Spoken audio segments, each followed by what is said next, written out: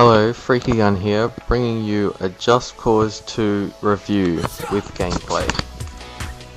So, previous to getting this game, I had played the demo, and it was pretty good quality and I enjoyed playing it. So when I got this game, I pretty much started as soon as it was installed, and I just started recording from the very start. So I had to speed up this clip because it was like 20 minutes or something, because I forgot how long I had been recording for, and I'm only allowed 10 minutes. So here it's just showing you kind of like an intro to the game, and it gets you straight into the action. So here I'm just trying to dive after my friend that I gave my PDA, because the PDA has all the information that you need in the game. So eventually I catch up to him and take it back, and then you've got to go land on the landing area and start collecting the intel that was dropped out of the plane in the boxes. But you will see shortly that this guy, Scorpio, I think his name is, has a grappling hook, and it can be used to get you across the ground, like jump from spot to spot, to jump onto vehicles, or even to pull enemies down. Like there, I just used it then. It was a bit of a fail, but you get the aspect of it. And here it shows you how you can pull the enemies off. And if the fall's big enough, they instantly die, but sometimes they survive. So that is one of my most favourite aspects of this game.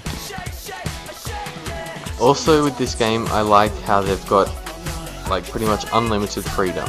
It's kind of like GTA, how there are missions you can do and like little extra missions and all that, but if you don't feel like doing the missions, you don't need to.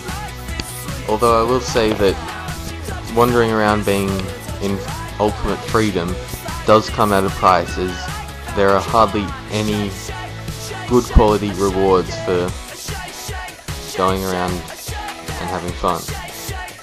The biggest reward you get is exactly that, having fun, but that can only keep you enjoyed for so long.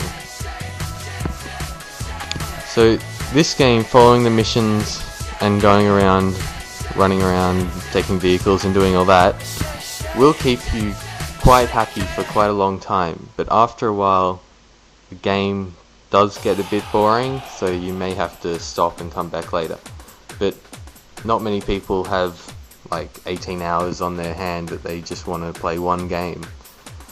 So it's a good aspect, but the graphics on this game you wouldn't be able to see very correctly on this, as the video quality isn't as good as it looks, but the quality is really good.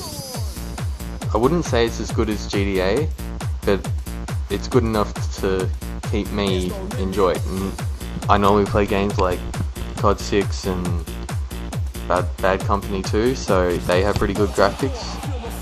So for me to find a game that I'm happy with the graphics when I'm used to playing them is a pretty good point. So also, the game is a sandbox game. So for you guys that don't know what a sandbox game is, it means that the levels are destructible. So you can blow things up, you can knock down walls. If you've played Bad Company 2, you will know what sandbox is, as all the levels of that are in sandbox.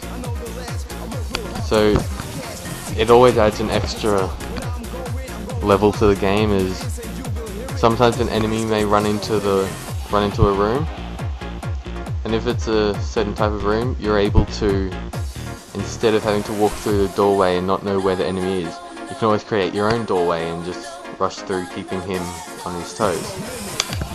But the bad points of this game are that for the PC, you have to have Windows 7.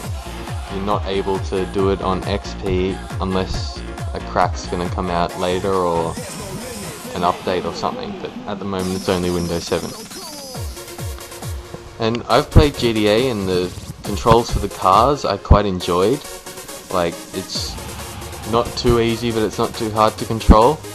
But on this game, it's annoying for me because the cars are like manual or something. So it just for some reason annoys me. Like, sometimes, I'm not sure if I've got a video of it, but when I hop into a car, I start swerving all over the place, and it takes quite a while for me to get like in control of the car.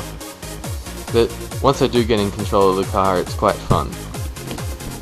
But the vehicles, in my opinion, lose their health just way too fast.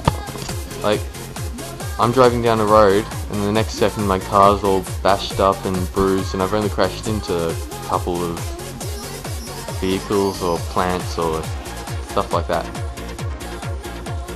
And the shooting mechanics in this game, they are not very fine-tuned. They are pretty rough and all that, but the aspect on being able to zoom in and all that is pretty good, because like with the sniper and all that, you can zoom in using the scope, but other guns that don't have scopes and all that, you can still zoom in on, just because it's like playing third person in COD 6, because you can see how the crosshair is large, and then when you zoom in, it shows you having a lot more accuracy, but it is not 100%.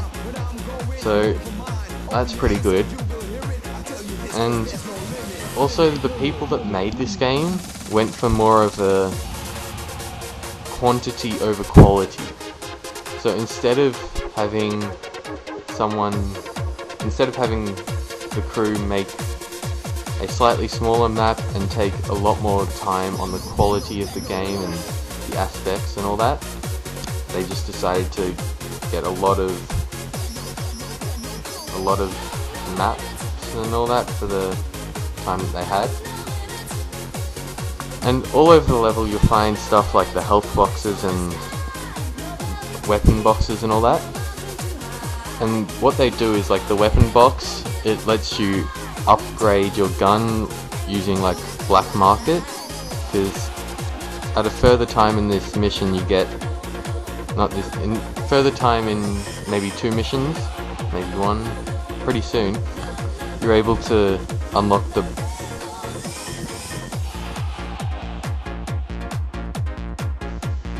I forgot what it's called, but the like illegal trading place, and you can buy vehicles and guns and all that, and you can also upgrade the guns, so it's pretty good. And overall this game I quite like. So here I've just put together a little kind of stunt montage that I just did in maybe 10 minutes, so don't expect anything special, but hope you enjoyed.